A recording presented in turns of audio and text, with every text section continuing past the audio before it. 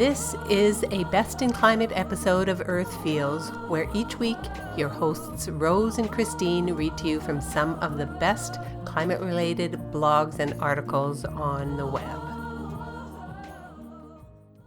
Today's Best in Climate was written by Mark Reynolds, the Executive Director of Citizens Climate Lobby, and originally appeared in The Hill. I was privileged to meet Mark briefly in the early days of 2020 when I popped into CCL's headquarters on Coronado Island in California. I'm lucky enough to spend the winters in San Diego to be closer to my sons, and I was looking for a volunteer opportunity at whatever capacity they could use me.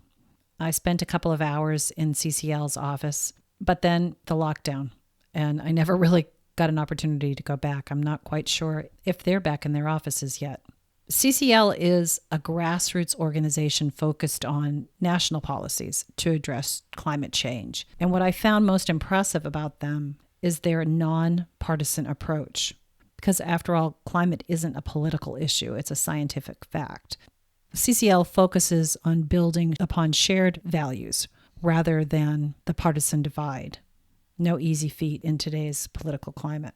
Mark's essay is entitled, "For a Win on Climate, Let's Put Our Best Player in the Game." In the game of political action, a price on carbon is one of the strongest players on the team. And by all accounts, 2021 looks like the championship game for climate policy. President Biden has made the issue a central priority, including it in his new infrastructure plan, and Congress is going for a win. This week, representatives in the House introduced a major climate bill to call their strongest player off the bench. It's a bill called the Energy Innovation and Carbon Dividend Act, H.R. 2307, which would put a steadily rising price or fee on carbon in order to get America to net zero emissions by 2050. The bill would put that carbon fee revenue right back into Americans' pockets as a monthly carbon dividend or, quote, carbon cash back, end quote, payment. Led by Representative Ted Deutsch of Florida, the bill has 28 co-sponsors, more than 24 other members of Congress who recognize the effectiveness of this approach. This legislation comes on the heels of a wave of carbon pricing endorsements from inside and outside of Congress. In the Senate, Majority Whip Dick Durbin, Democrat of Illinois, introduced his own carbon tax and dividend bill just a few weeks ago. In February, Republican Senator Mitt Romney voiced his openness to a carbon tax, carbon dividend policy. The latest polling shows that Americans of every political stripe like this approach to reducing emissions, with majority support in both very red and very blue districts. Major business groups like the U.S. Chamber of Commerce and the Business Roundtable have also expressed support for a market-based approach to emissions reductions like a carbon price. The oil and gas industry has gone on record that if climate policy is moving forward, their preferred approach is a carbon price that will spur innovation.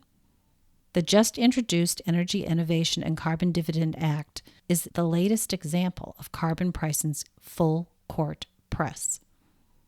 Why is this approach the strongest player on the team?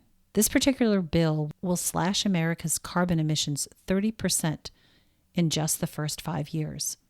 But don't take my word for it. Listen to the experts.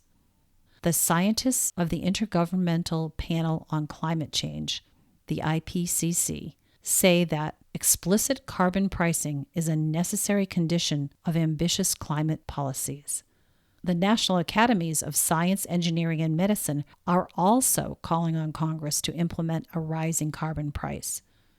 Economists like Noah Kaufman, recently named senior economist at the White House Council of Economic Advisors, says, quote, putting a price on carbon dioxide emissions is a no-brainer, end quote. Given the carbon fee revenue to Americans as a monthly dividend or carbon cash back payment is another strength of this policy. With a regular carbon dividend, most low and middle income Americans will come out financially ahead or break even, a crucial feature of any policy this year as people struggle to recover economically from the pandemic. This also aligns with President Biden's commitment not to raise taxes on people earning under $400,000 per year. A carbon price like this doesn't tax people to pay for the transition to a clean energy economy. Instead, it puts money in people's pockets. Treasury Secretary Janet Yellen is a longtime proponent of the carbon dividend approach, reiterating during her confirmation hearing that she and President Biden are fully supportive of effective carbon pricing. With all of that support from businesses, scientists, economists, and policymakers themselves, it only makes sense to call this player off the bench. But even the best player can't win a game alone. A solid team can make sure the player's weak spots are covered and it can add new strengths to the mix. The same is true on climate action. A carbon price is a strong, vital policy, and it plays well with others. By shifting the economic incentives away from fossil fuels and toward cleaner energy, a carbon price will make all of President Biden's proposed infrastructure investments cleaner. For example, a carbon price will help ensure that investments to increase industrial efficiency and retrofit buildings go toward the cleanest technologies available. We may not even be able to predict how much carbon pricing will advance all our efforts to reduce emissions. As Senator Sheldon Whitehouse, Democrat of Rhode Island, said recently, quote, "If we do robust carbon pricing, it actually performs better than the models suggest because you can't predict innovation," end quote. President Biden and members of Congress should include a carbon price alongside their other proposed policies to ensure that America makes the transition to a clean energy economy as quickly and efficiently as possible. With the Energy Innovation and Carbon Dividend Act, I'm encouraged to see Congress getting carbon pricing into the game. The championship trophy is a healthy, stable future for ourselves and future generations. Let's win this thing.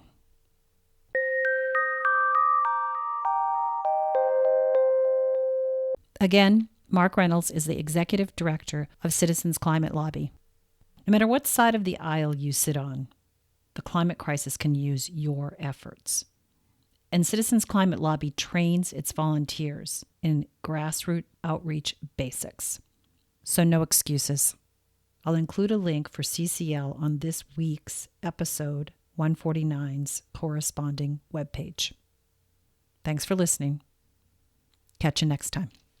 That's this week's episode of Best in Climate for Earth Feels. Special thanks to singer-songwriter Kristen Hoffman for generously allowing us to use Song for the Ocean. Thanks for listening. Don't forget, subscribe to our podcast so you don't miss an episode. Catch you next time. Bye-bye. Children of the earth, I'm calling out. There's a mission for you and for me.